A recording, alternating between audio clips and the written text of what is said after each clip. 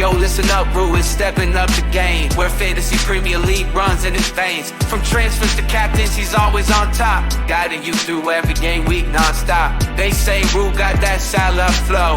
Welcome to the channel, enjoy the show. Wildcards, free hits with so much vibe. If you're hunting for success, then make sure you subscribe.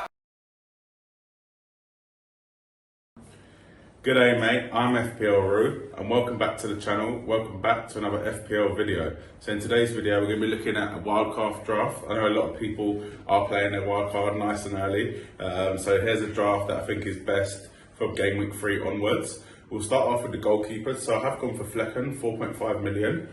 Next 3 fixtures do look good. Palace, Bournemouth and then Newcastle is a tough game. But for me, Brentford look like a really solid team this season. Really good defensively and going forward as well. So I think Brentford players are going to be a big part of any wildcard draft currently.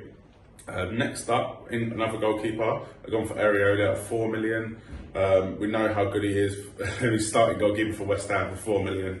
Obviously with that penalty save the other day, you're not going to get that every week. But yeah, I think it's a very good option for 4 million. I did consider going Areola and Turner, so 2 4 million goalkeepers. But for me, I think Brentford look really good this year, so that's why I have gone for Flecken.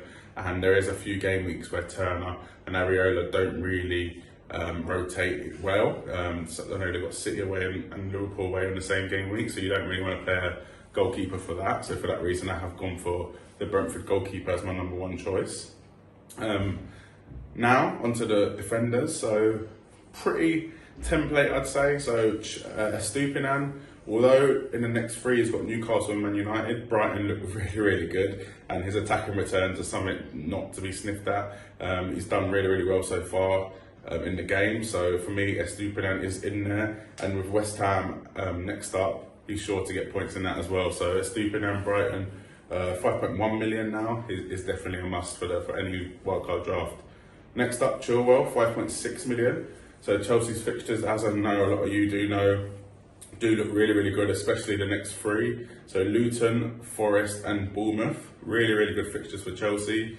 Yes, they haven't showed great form. They've obviously got 1 point in the first 2, the draw against Liverpool and a 3-1 loss against West Ham. But the next 3 fixtures do look really good, and Chilwell does look very attacking. So for me, Chilwell is a must-have in any wildcard draft.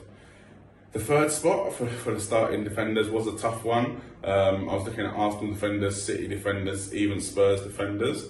But for me, I have gone for Saliba. I think Arsenal do look pretty good defensively. They've kept 1 clean sheet out of the first 2, obviously against Palace, and that was with 10 men as well. I know a lot of us did have Gabriel, or they switched last minute to Saliba. But I think Saliba is the best option in that Arsenal defence. Yes, he's not really that attacking, but he can score goals. For me, I think he's the best option if you're on a wild card. He has Fulham, Man United and Everton in the next 3 game weeks, and he comes in at 5.1 million. On the bench for defenders, we've got Gusto, 4 million Chelsea defender. So now that Reece James is injured, Gusto is likely to be starting in that right wing back, right back spot. So for me, I think Gusto is a good bench option.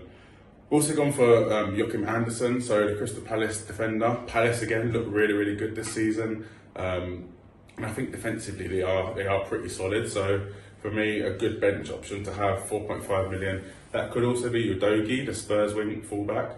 But for me, I don't trust Spurs defensively just yet. I know they looked really good against Man United defensively and offensively, but for me, I'm just not too sure if they're going to be a team that you're going to bank on for clean sheets. They do have a good next 3 fixtures, but yeah, for me, I'd rather the Palace defender. So for the midfield, I have gone for 1 Arsenal midfielder. There was a spot for 2, but for me, I think 1 is enough just for now. And I have kept Bukayo Saka, 8.5 million or 8.6 million now.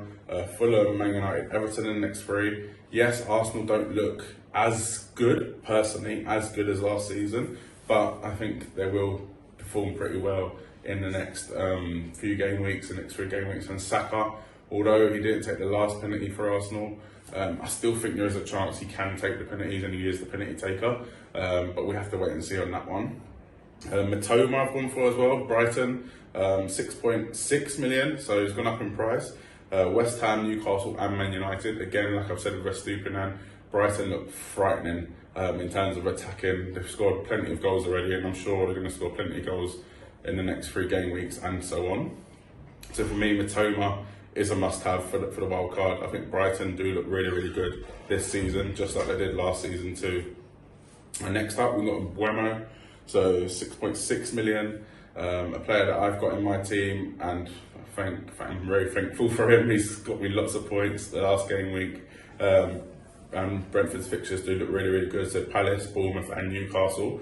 He is on penalties as well, which is another bonus and a plus to having him. And for me, I'm really excited to have him in my team, and I'm sure he is a must-have for most people that are not even on wildcard in terms of everyone that's playing the game to bring him in, etc.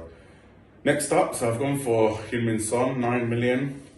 A player that hasn't performed so far this season, but Spurs' next 3 fixtures do look really, really good. So Bournemouth, Burnley, Sheffield United. You can't really get much better than that. And for me, I feel like Richarlison's time as playing at number 9 are limited, so his appearances are limited. I think Solomon can play on the left, bringing Son in the middle, and then Son is kind of the main focal point.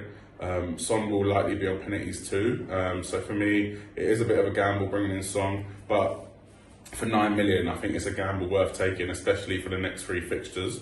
And I can see Son playing down the middle at some point, so I think Son is a great buy if you are on a wild card. Next up, I have gone for a Liverpool asset, so I can't afford Salah with this draft. I'm 1 million short, so if you want to make up $1 million elsewhere, you can get Salah in. But I've gone for Luis Diaz, 7.7 million. Newcastle, Villa and Wolves. He's started really well this season. I was a bit critical of him in terms of his goals and assists. I don't think he did that well last season. And last season he was injured a lot of the season, but even the season before the half season, he looked really good, but goals and assists weren't there for him. This season, I think he's added that, so that's why I've got him in this draft. Again, Newcastle, Villa, Wolves, pretty good next 3 fixtures, and yeah, Liverpool do look really, really good attacking wise. It's just Salah doesn't look as frightening as he normally would, but overall, I think Liverpool attacking wise do look really, really good. And now for the forwards, obviously we've got Erling Haaland, 14 million, Sheffield United, Fulham and West Ham the next 3. Yes, he's only scored, was it 1-2 goals this season out of 2, which is not that great for him, but I'm sure he's going to rack up the goals, and he's a must-have for any draft, so I won't talk too much about Haaland. Next up though, I've got his teammate Julian Alvarez at 6.6 million. Again, obviously the same fixtures. He is playing now. He started both the first 2 games. Kevin De Bruyne is injured, so Alvarez can play behind Haaland in that role. Yes, obviously he's not playing as a forward, but with the amount of limited options in the forward spots this season, I think Alvarez at 6.6 million for best team in the league, playing in an attacking position is a bargain, and I think he can score lots of goals and assists. So for me, Alvarez is a nice pick if you are on your wild card. On the bench, forward, we have gone for the Bournemouth forward, so Semenyo, if I've said that right. He did look good in the last game Bournemouth played, so for me he's a good bet option. Plays 4.5 million, someone that can come on and get you the 1, 2, 3 points, even maybe got goal if you do need them. So if you have liked this video, smash a like, leave a comment below what you think of this draft, rate it out of 10. I'd give it a 10, obviously I chose it, but let me know what you think, and yeah, subscribe to the channel if you haven't already, and I'll catch you in the next video.